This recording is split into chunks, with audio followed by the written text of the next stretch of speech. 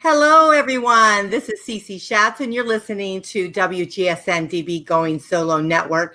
And I am excited to bring Going Solo with Cece show. Those of you that don't know me, I am the doyen of relationship building. I really help take you through some of the toughest times in your life and bring you through to the other side of actually enjoying your life, of being single. And so what I feel is that there's no reason for, even though we're single, there's no reason for us to be alone, right? So we can connect with other people. So I have been fondly called the connector. And the reason being is we started WGSN-DB Going Solo Network. And I'm excited to say we have these marvelous hosts on and wonderful guests. And we bring them to you each and every week live here on Facebook and on YouTube. And so we're so pleased to be able to do that. We're hoping that this information that we give you is going to enlighten your day, really kind of help you move you forward in your life, and really kind of embrace where you're at, because that's what it's all about, isn't it? Is where we're at. And this is what our next guest is going to talk about. She's going to be someone that's going to inspire you to not only be healthy, and be a little bit of wellness about yourself, but also inspire you to go a little deeper, right? Because that's what, going solo with Cece is all about, really starting to understand your core values, what makes you tick, what makes you move. And I tell you what, she really has it going on. So she's a little bit different as some of our guests. She's got a little twist to her. And so I am very, very excited to bring her on board. She is wonderful. She's one of our elite guests. Her name is Victoria Downing. She's a somatic, if I'm pronouncing it correctly, experiencing practitioner at the beautiful World Within right here in my hometown of Tampa Bay. So welcome to the show. Thank you, Cece. So wonderful to be here. It's great having you. So tell us a little bit about what is a somatic experiencing practitioner? What is that exactly? So somatic experiencing is an alternative therapy that was created by Peter Levine. And what somatic experiencing does is, if I'm working with a client and they're in overwhelm or stress, or they've experienced some trauma, I usually will ground them first into the room, because usually somebody in overwhelm is not even grounded, and they're just in their head. They're feeling a lot of anxiety in their chest or their gut. So just a simple thing by just saying, look at the floor, look at your hands, look at your body, and immediately the nervous system will just start to calm down. And so we're working with the nervous system, because in trauma, in overwhelm, in grief, it's in high alert, or it's completely shut down. So we do use different modalities to balance the nervous system back, to regulation. And it just helps people to calm down. It's an incredible modality, and I've seen it help hundreds and hundreds of people. And I mean, there are somatic experiencing practitioners all over the world.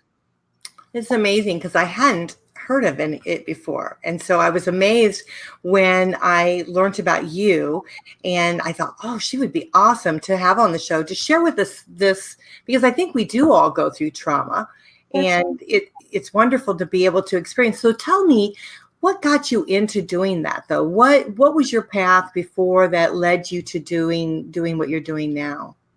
Well, I was married very young and had 3 children and raised, children most of my life. And I went through a divorce, and I went through another pretty major breakup after that. And I just thought, what is going on? And it was very difficult.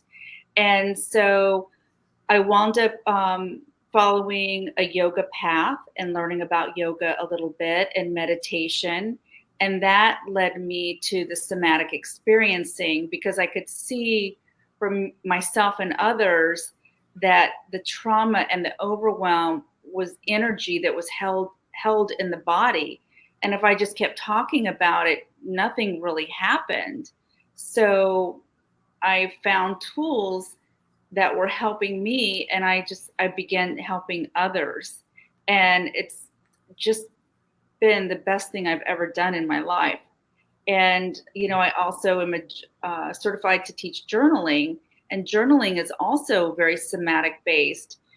And, you journal and then you reflect. Well, you notice what you wrote, and well, where do I feel that in my body?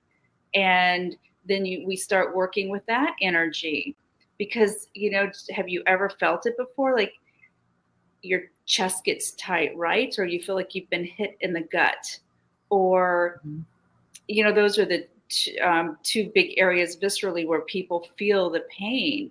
And then a simple act of noticing, your chest feeling contracted, and just gently bringing your attention to your thighs or your feet in a very compassionate way. This is very self-compassionate work.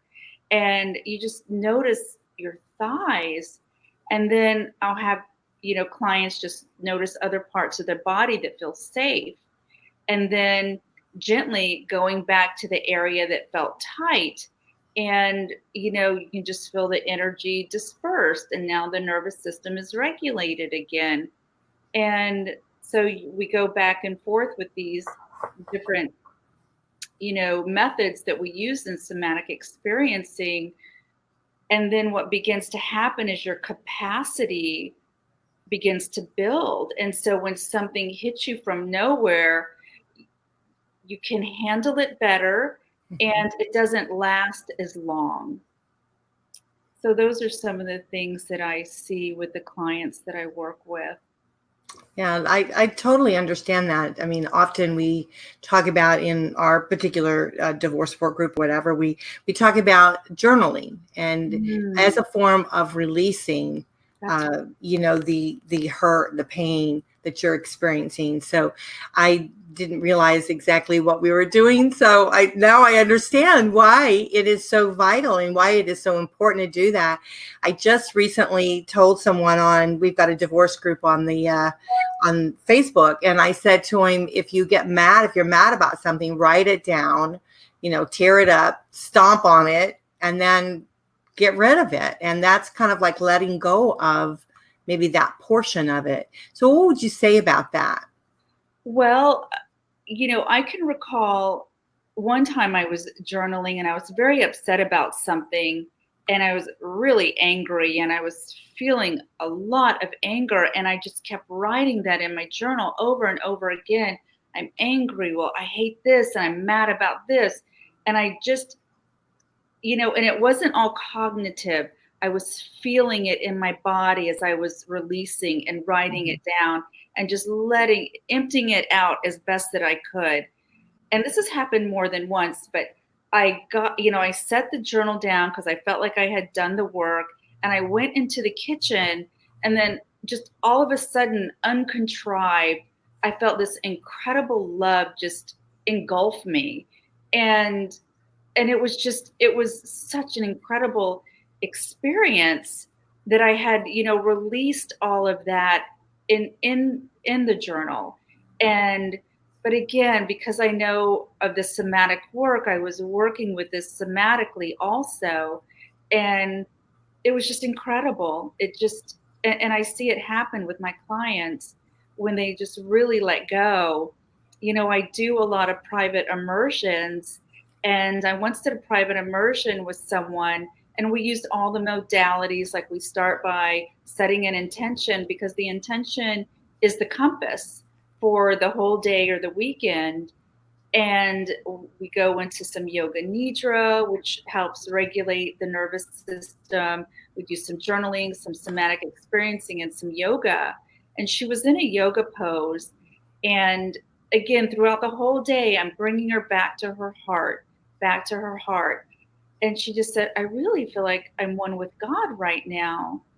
And I just said, that's amazing. A lot of people go their whole lifetime and they don't experience that. I mean, she used the word God, but you could use the word source. You could, use the word life force, whatever you want to call this creative energy. I believe that we are, and that is in everything. And And through the somatic work, you can release the sense of being separate, because when, like, divorce, right? How separate and alone do we feel after divorce? It's very traumatic. It's a lot of grief. But once you work through it, then that sense of separation can begin to dissolve, and your heart begins to open again. You begin to trust the world again, trust God, trust others. And of course, when that happens, you're going to have a more fulfilling life than you've ever had. Yeah, that's definitely touching. Now we have our topic tonight, and we're going to talk about this, befriending yourself in difficult times. Okay. So let's talk a little bit about that, because it almost sounds like when you were describing, your client, what she went through, it kind of sounds almost like that's exactly the experience that she had. So take us through a little bit of what we would need to do to start really befriending ourselves when we're going through some of these trauma times. Okay. So let's take sadness. Mm-hmm. And usually what I see is there's anger and then sadness, and then under that is the love that's inside all of us. And the name of my website is The Beautiful World Within, because we all have a beautiful world within us, and most of us don't experience it, but it's there. I promise you, it's there.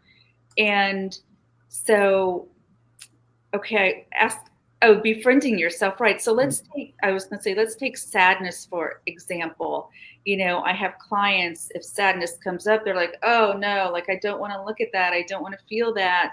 And I'm like, that's really a sense of self-rejection, right? Because this sadness is within us. And if we don't look at it, the other alternative is we're going to shove it down. We're going to drink, we're going to smoke, we're going to shop, we're going to have sex. I mean, whatever it is that we do, watch TV, binge on Netflix, so we don't have to feel. And the thing about it is, we can do that over and over again, and that sadness isn't going to go anywhere. And so the befriending choice is to say, okay, sadness, I'm willing to look. I'm willing to look at you. And then we notice where it is in the body. And, I do some different sort of things in my sessions with people, talking to it, asking it what it wants. And believe me, it will answer you. And it is a befriending, because it's energy that's trapped in the body, and it wants to be released. It wants to be healed. And without us, presence, awareness that's witnessing the sadness, allowing it and befriending it, then it's not going to heal. Or I've not seen that. I've not seen it happen. And if we keep doing it over and over again, we, I'm not a physician, and I want to be careful what I say, but it's known that diseases happen when we stuff down our emotions and we don't work through them. Mm-hmm. You're so right. It creates stress, and the more stress we create on ourselves, the worse it's going to be. And it's like a sidestep, right? When you don't handle and deal with some of your situations. And I know, I'm like, when I first got divorced, I was the world's worst on it. I just kind of tried to just put it in like a compartment and shut the door. But you can't. You can't. Yeah. And maybe you need to for a while, but eventually you see that this isn't working, and life is so short. Why not live it to the fullest? And most of us, when you're in grief and trauma and anger, you're not thinking life is so short. You're thinking, am I going to make it through the next hour? How am I going to make it through this? What's going to happen to me? That's where your mind is. And it's so critical to begin to befriend yourself, to see that there's absolutely nothing wrong with you. There never has been. And see yourself as good. And that can be difficult too, because of that critic that lives inside all of us. And that's why these modalities like the yoga, the yoking, the body, mind, and spirit, and the journaling, and the guided meditation that I teach, and the somatic experiencing are just have helped me tremendously, and I see that they help so many people. Yeah, it sounds like you kind of in your mind, I guess, in order to start doing that, befriending yourself, you have to start kind of sorting it out, right? And maybe break it down into, different. When you go through, and I know there's a lot of different traumatic experiences, but I always take it back to relationship loss of some sort, because that's kind of what I do here.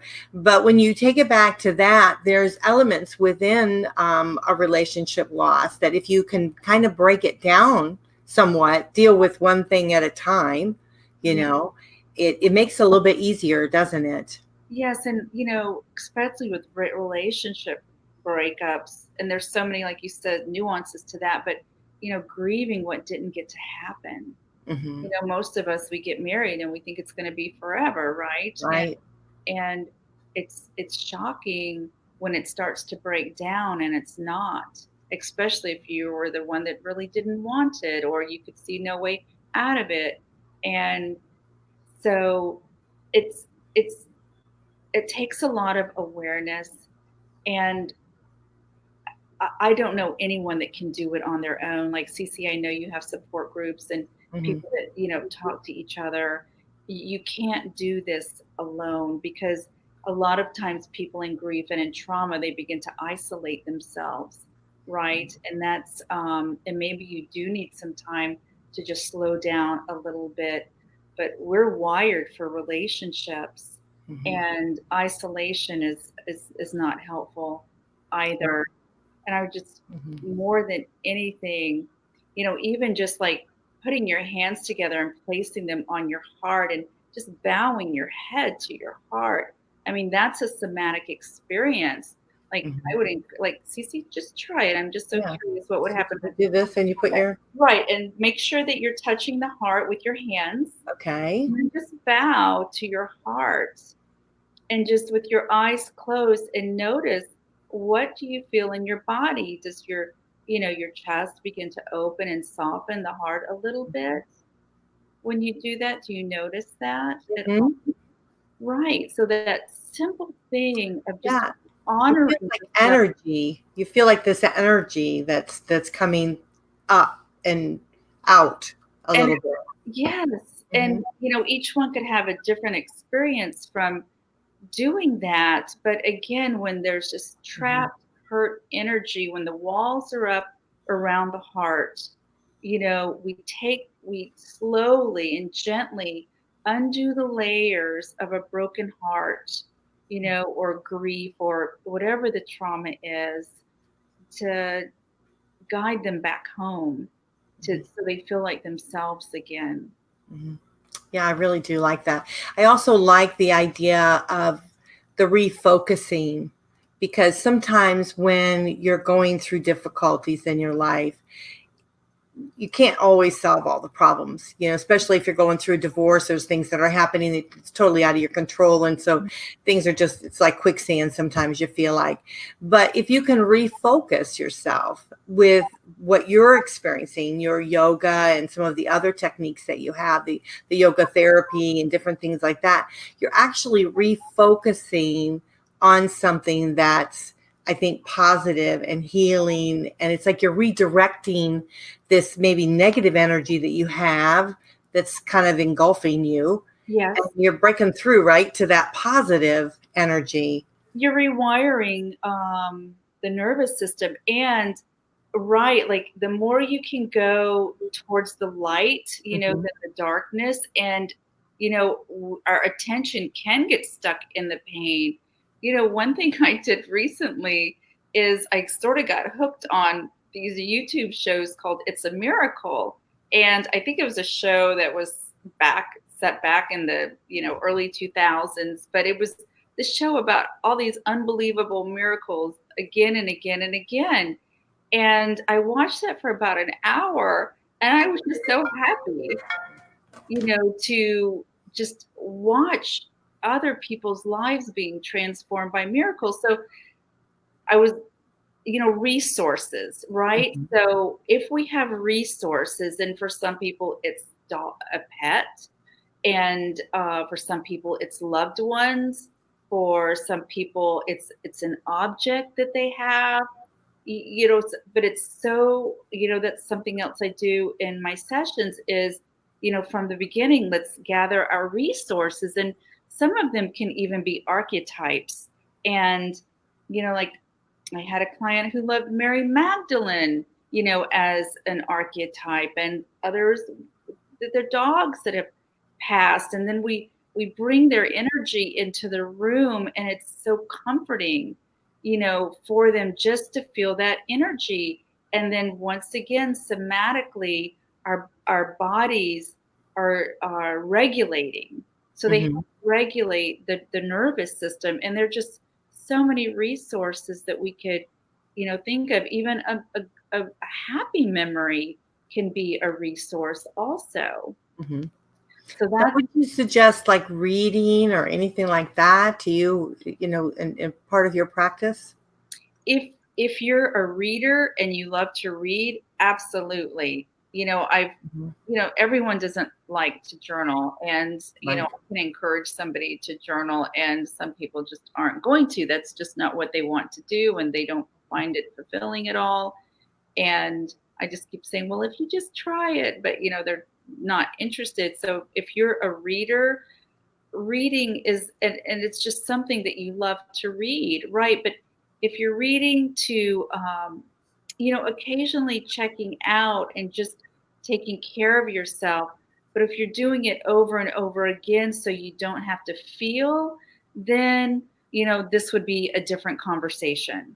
Right. Right. Mhm. Yeah, no, I was thinking about self-help books, things like that that would help them to again putting this more positive energy in. And when they're not with you doing yoga, or they're not doing those type of practices, it gives them something that they can focus on outside of it. Yes, I would, absolutely. And again, I would say, because I love self-help books, Mhm.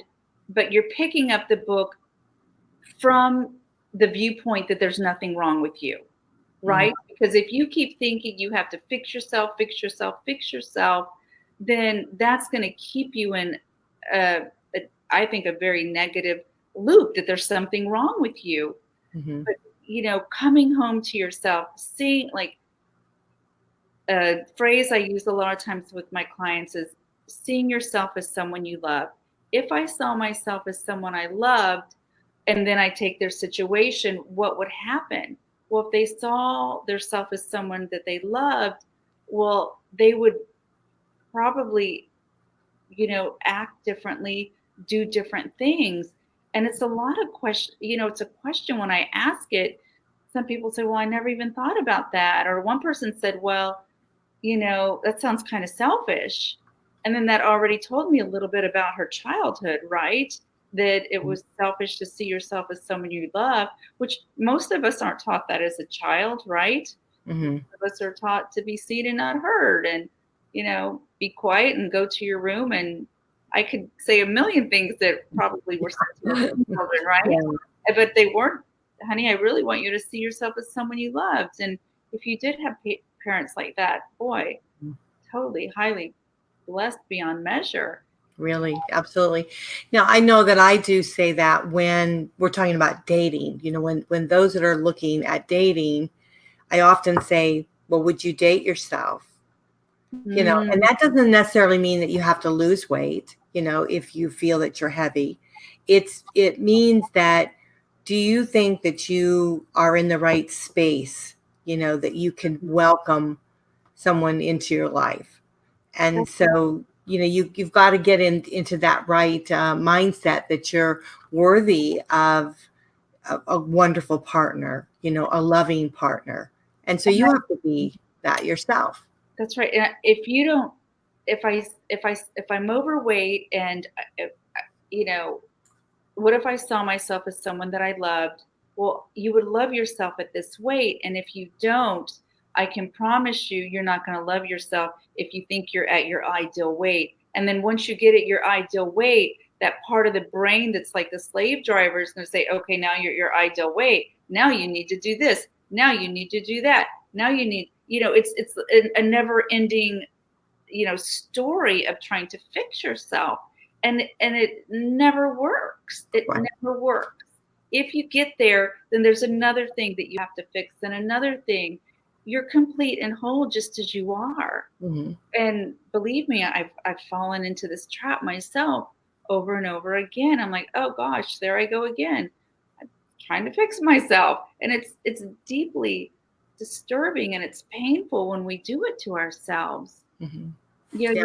I agree with that. And I think too, if you get to where you are okay, let's say you're okay, you love yourself, you're at that place, your vibration is higher, isn't it? And you're going to bring someone into your life at that level of vibration. If you're down lower and you're constantly second guessing yourself and you're feeling all these negative thoughts, then that's a negative vibration you're giving out, and you're going to attract at that lower level. So you want to raise your vibration up, right? That's right. And that's a really good point, Cece, because if you're vibrating at, these, I always say there are these parts of us, right, that want a relationship and are going to do, really, we're going to leave ourselves, because if I please this person, then they're going to, love me. And then you leave yourself, you leave what's really important to you. And at a lower vibration, that probably is going to be what kind of relationship that you find. And like really being true to yourself. And I don't mean, everything always has to be your way, but really listening to your heart and these parts, when they say, yeah, I don't want to do that. And when you're leaving yourself to try to make someone happy. Yeah, absolutely. You do know. And I think you're spot on, because I do think with the more centered you get with yourself, the more you will know what's right for you.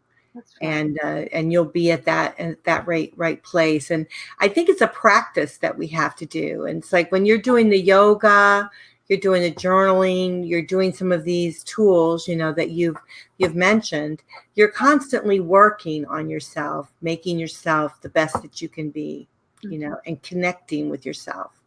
And again, I really want to just say, if at any time I notice that I'm trying to fix myself and think that there's something wrong with me, then I have to, because I can still get in that trap. And I'm like, oh, wait a second. And then I bring it back. If I saw myself as someone that I loved, I would see that I'm perfectly okay right now. And it's nice to read this book and to do this other thing to make me, to be more happy and vibrant. But again, doing it from the ground that there is nothing wrong with me, because there's not. There's not. We've been through trauma, we've been through divorce, what's ever happened in our lives, and healing is here. It is here. Mm-hmm. But if you're rejecting yourself, then it's never going to work. It's just never going to work. So what would you say about looking at our futures? Like now we're working on ourselves. We're doing the yoga therapy. We're doing the journaling. We're doing these things. We're trying to become more centered and, more in tune with ourselves, as you say. What would you say about moving forward into our futures? Will you be a little bit more specific about that? Well, so often people are so afraid of what's going to happen in their future, and it's hard for them, even though they're getting more in tune with themselves. They can't quite trust themselves to step forward. They still kind of feel stuck a little bit. I was wondering if you could give any guidance on that. So, that's anxiety, right? When we're worried about the future, that's Mm-hmm. complete anxiety, and it can hit us at any moment, at any time. And so what I do if I start feeling some anxiety about the future Mm-hmm. is so these are some somatic things that I do when I really feel like this energy is overwhelming. One thing I do is I just look down and I look at my body and I'm like, because if we're in anxiety, we're in the past, we're in the future, and we're not in the moment. Mm-hmm. And so I just really look down at my body and I'm like, well, if my body's here, then I'm right here. And I look at the floor, I see the floor supporting me, and that grounds me back to the moment. And because in anxiety, in the fear of the future, that our nervous system is in sympathetic Mm-hmm. and it's fight and flight, right? And so as I ground and I look down, then here I am in more regulated, and then the future doesn't seem as scary. But then if you're asking me a question about the future and about dating, is that what you were referring to? I was just wondering about Well, that. I mean, a lot of people, as they're going through a relationship loss, they're just afraid of the future because they just don't know what the answers are going to be. Their lives are really upside down, Okay. and so they get a little bit afraid of that. And I think that's a really great technique that they can experience because it's really about living in the moment. You know. And the mind wants to know the future. The reptilian brain, the mind wants to be safe. And Right. that's part of our survival, system. We need survival. We need to know what's going to be happening in the future. And we can make our plans, but the truth is, CC, we don't know. Like Mm-hmm. in the morning when we wake up, we think, well, we're going to go to work, we're going to do this. Well, some of those things are probably true, but the truth is, we don't know what the day is going to bring. And that is just really the truth. And the closer you are to yourself, the closer you feel home to yourself, the more you feel grounded, the more you have the capacity to be with whatever the day brings to you and whatever the future brings. And like I said, there is something important about planning our future, right? Mm-hmm. But we don't really know. Like, if I were to ask you, in a million years, would you think you'd be doing what you're doing right now? No, I didn't think I'd be doing this at all. And every person I ask that, they say, Victoria, I never thought I'd be here right now. And Mhm. I hear that so often. I can't think of someone that hasn't said that to me. That I Mhm. so again, we in a very kind and gentle way, in self-love and self-kindness, we you know we're honest with ourselves, and we can plan our future, but yet know that we don't really have the control that we think that we do. I mean, our heart beats, the sun comes, up, the sun rises, it sets, the ocean is there and the trees are, I mean, we have our heart beats and our digestive system works, and we're not in control of any of that. What are Yeah, we have and to trust. We have to trust a little bit, and then of course, getting centered with ourselves. That's right. We have a little bit of trust within ourselves that whatever is going to take place today, we can handle it. We're going to get through this. You And know. the only way to do that, CC, that I know of is is the somatic work, is in the times of overwhelm, in the times when I don't trust myself. We can't do it alone. We need to find someone to say, well, how do I process this and what do I do about that? And it's that grounding and that bringing the nervous system down. And like when you said stuck, when we feel stuck and we can't move, that's the parasympathetic nervous system that keeps us in that shutdown state, right? And so Mhm. what do we do when we feel stuck and we feel shut down?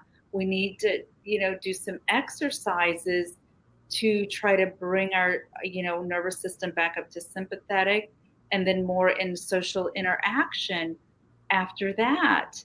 And again, it's journaling is a way to do it.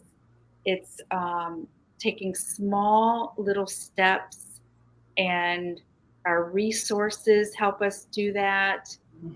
Animals, nature, just taking a walk in nature. And even if you feel so stuck, you feel like, I can't get off this sofa, right? I would say at that point, reach out to someone and just be honest and vulnerable. I can't even get off the sofa right now. And maybe just hearing another voice, a friendly voice, can help, just get you out of that state.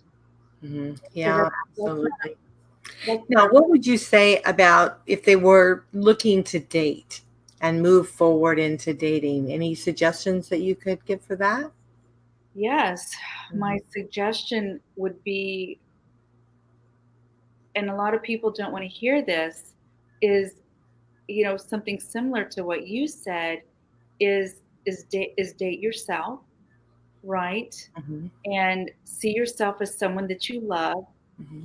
And I would also say, you hear this in the law of attraction and things like that, is really write the attributes of someone that you do want to date. Like, I want to date someone that's congruent, right? Like, that's not going to fly off the handle all the time, who's congruent and consistent, and loving and kind, or whatever the attributes are.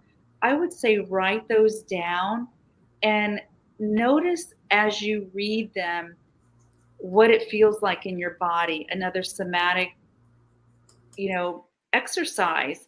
Just, congruent and safe and loving and understanding, and lets me be me, and I feel like myself when I'm with this person.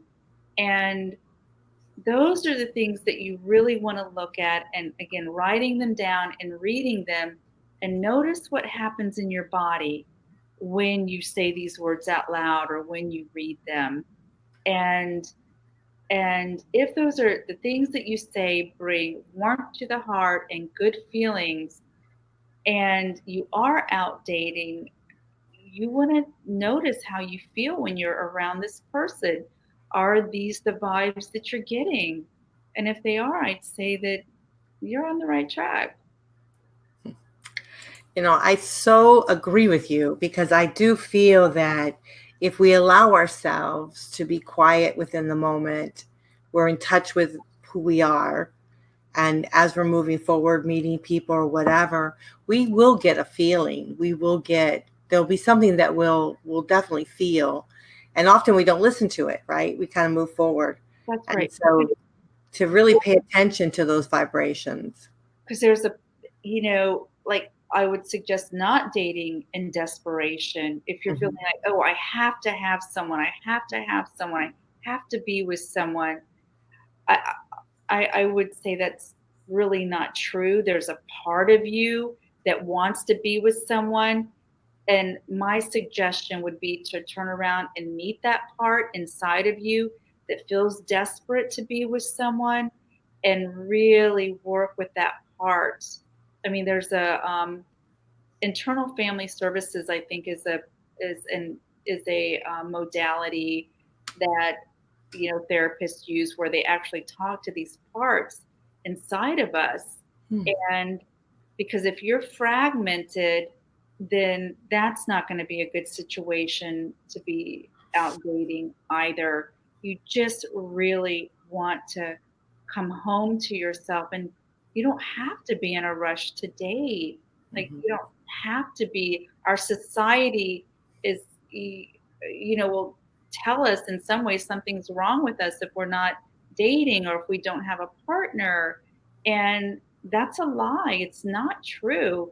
If I saw myself as someone I love and I'm single, well, I'm happy and I'm single, right? And I love myself. And again, that's the vibration that's going to bring that perfect relationship for you. And if it takes some time, so what? I'd rather be alone than be in a stressful, traumatic relationship. I'm with you. Yeah, that brings a lot of pain and sorrow over and over again. It's not a good situation. Yeah, it's really not. And it's okay to feel lonely. It's okay. I feel lonely. Okay, it's okay to feel sad. These are parts of us that we befriend. And what is it that loneliness wants? Probably loneliness wants our attention. And if we give ourselves the attention that we want someone else to give us, then 5 or 10 minutes later we're going to be like, hey, what was I so upset about? Because we're befriending ourselves. That is so So, true. so important. Yeah, you're so right. Well, the topic tonight is befriending yourself in a difficult times, and with our wonderful guest here, Victoria Downing. This is really a great show. This is something I've never really talked about before, and so I love it. And I do feel like you really are onto something. Most definitely, it's very important. So you all, here's her information, The Beautiful World Within, and she's right here in Tampa Bay. Here's her website. And it's www.thebeautifulworldwithin.com. And her phone number is 813-928-7430. I'll repeat that again. It's the website is thebeautifulworldwithin.com. And her phone number is 813-928-7430. You must write that down. You must give her a call, contact her, because I do think there are several elements within what you do that can definitely embrace those around and change lives, most certainly. Thank you, Cece. This has been such a wonderful experience, and I just feel blessed, honored that you had me on. Thank you. Thank you so much. You're quite welcome. Now, when you do the yoga, are you doing that within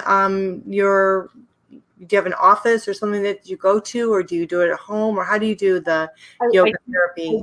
Yes, I have an office that I work out of, and I also do, for the holidays, I'm working with a particular group where the theme of the show is keeping your heart in the holidays, and that is meditation and journaling.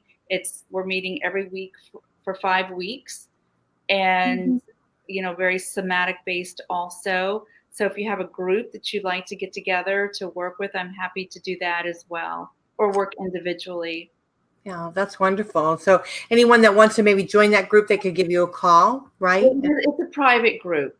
Okay. So, if somebody would want to set up their private group or be a part, just reach out to me. Oh yeah, that sounds wonderful. I never thought about that. That would be great. A great opportunity to get together. Yeah, so I really do hope that everyone will give you a call. It's 813-928-7430.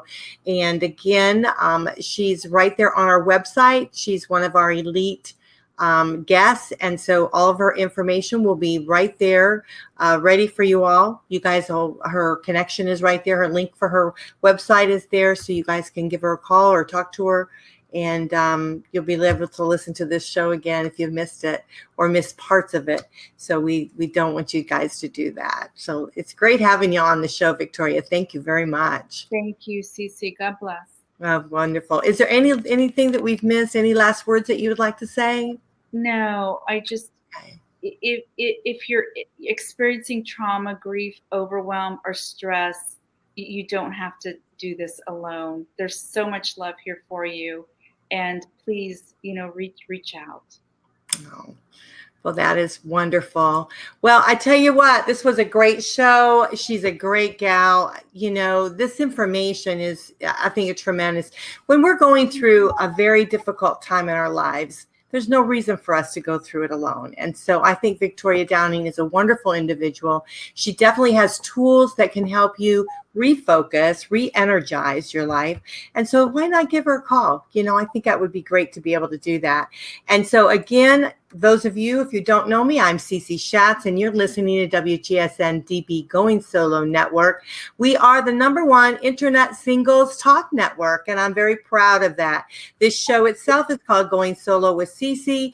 And if you guys want to call me or talk to me, of course, all you have to do is go through goingsolonetwork@gmail.com. You can contact me there. I'm all over Facebook. You can contact me on Facebook, we've got a wonderful channel on YouTube. This show will be also on there. So please look us up on our YouTube channel. We would love that. So tonight went by extremely fast, and we're so glad that you joined us tonight. Again, our wonderful guest, she was wonderful, Victoria Downing. And, it enlightens us when we find someone that will come on the show, give of her time, and really share with us her experiences and what she's done herself to connect and do the healing process that she's done individually and now helping others. That's what it's all about. So that's the connection right here on Going Solo. Well, it's wonderful having you. I'll see you back here, same time, same place next week. Bye for now.